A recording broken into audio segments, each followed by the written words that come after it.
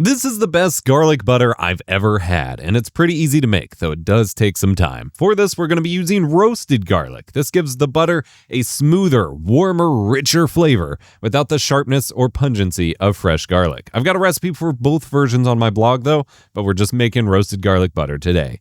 Scale all of this based on the number of sticks of butter that you're going to use. So for 1 stick of butter, use 1 head of garlic. It's easier to make if you're doing 2 to 4 sticks and heads of garlic at a time, but I'm just doing 1 here for this video. Preheat your oven to 400 degrees Fahrenheit or your air fryer to 380 degrees Fahrenheit. You can air fry it.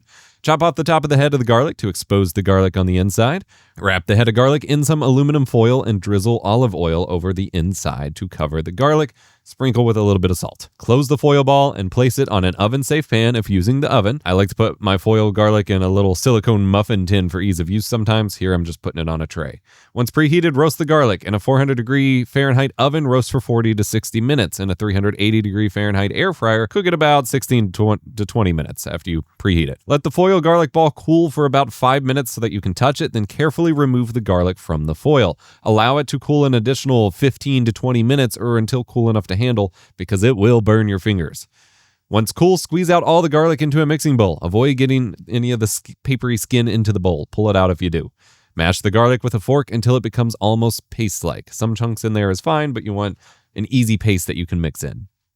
Let the stick of butter soften at room temperature until it's easy to work with while you're doing this, but do not melt the butter. Allow the garlic mush to cool to room temperature or close enough as to not melt the butter when you mix it. You can stick it in the fridge if you need to speed that up.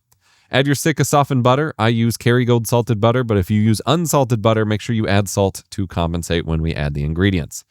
Next, we're going to add everything else. 1.5 tablespoons of fresh parsley or half a tablespoon of dried parsley, 1/4 tablespoon of dried basil, 1/4 teaspoon of freshly cracked black pepper, a pinch of red pepper flakes, an 1/8 teaspoon of MSG, and 1/8 cup of grated Parmesan cheese, the powdery stuff.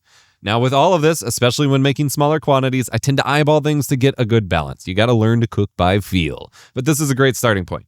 Using a scraper or soft spatula, mix and fold the ingredients into the butter until they're well combined and evenly distributed. You want to avoid using an electric mixer here, as we want to avoid melting the butter. You melt it when you cook it, not when you make it. It chemically changes the structure of the butter, and you can't send it back once you've melted it.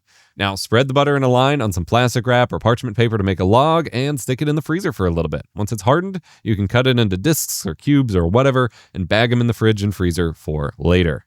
Comparing the roasted garlic butter to fresh garlic butter. Oh man, you can feel it. Wow, that really changes the flavor. But roasted garlic, definitely the winner. Enjoy taking your food to the next level.